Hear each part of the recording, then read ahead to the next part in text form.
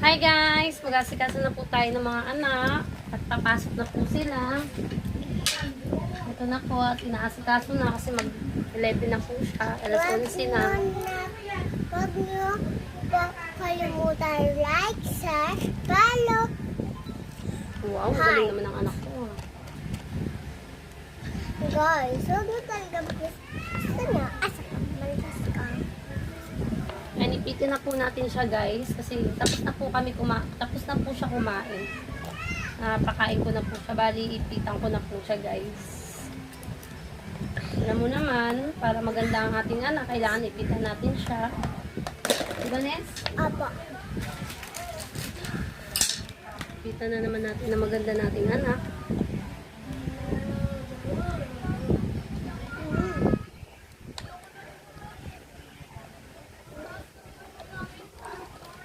Naayos ang ating anak, Vicente, sa pagpasok. Pasok ka pa?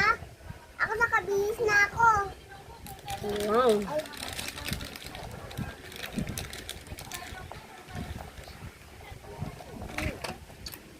Hindi ako mang-outfit. Aray!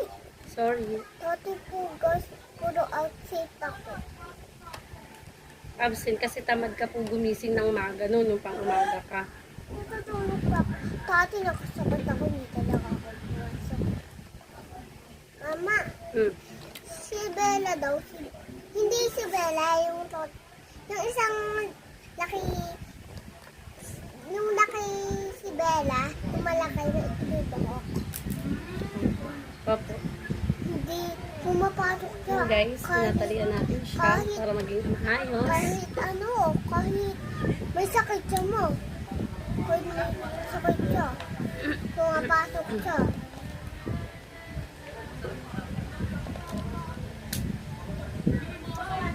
Tira mo si ate.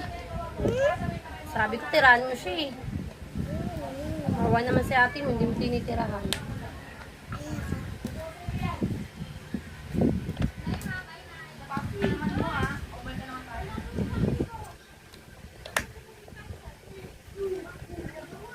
Laging ako inaaway.